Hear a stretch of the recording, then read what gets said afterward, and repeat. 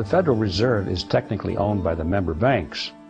So we know who owns the Federal Reserve, the member banks. But who owns the member banks is very difficult, if not impossible, to find out, because the member banks are not registered with any government agency. They're not corporations. I understand, I haven't checked into all of them, but I understand that they have the basic structure of a partnership or something very private. It may even be something unique. I don't know. I've never looked into that part of it. But it's not on the public record. And the owners or the partners of these banks are not about to let it be known. No. It's true that you can buy stock in, Chase Manhattan and all that sort of thing. You can buy stock in the Bank of America, and, as a stockholder, you're listed. But the true control and ownership of these corporations is not on the public record.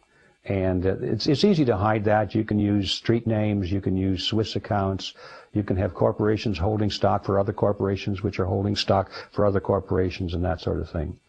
And in general, it's possible to completely conceal the controlling interest of the banks from the public. But now, having said that, I want to go one step further and say that it's perhaps not as important as you might think whether the exact names are known for these banks, because whether they're known or not, we still have the same problem. Yes, it's a matter of curiosity to know whether or not the banks have any foreign interest, whether the Rothschilds own a big block of it or that sort of thing. That would be very interesting.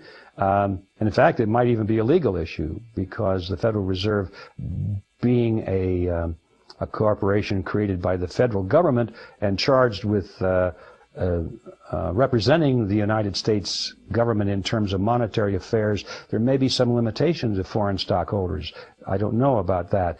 But so there may be some legal question there. But the point I'm trying to lead to is that regardless of who owns these banks, the issue still remains the same.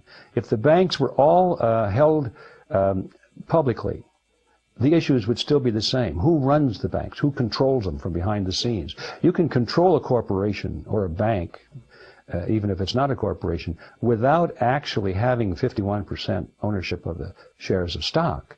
As a matter of fact, most corporations are controlled with about 2-3% of the stock, and in some cases much less than that. And so the issue is who controls these banks and what do they do with them? If we were to abolish the Federal Reserve System tomorrow and get the banks out of it completely, turn the entire function as it now operates over to the Treasury, so now there are no banks involved in terms of ownership, at least. The banks are still involved, but they don't own the Federal Reserve. Now the Treasury is operating this whole mechanism. Nothing would change. The same people would still dominate the system from behind the scenes.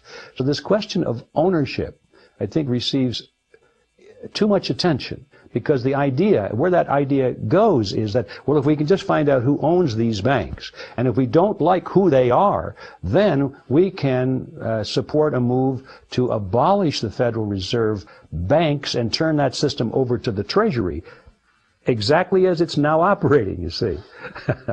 So the focus should not be on who owns the banks, but on what the banks are doing, you see.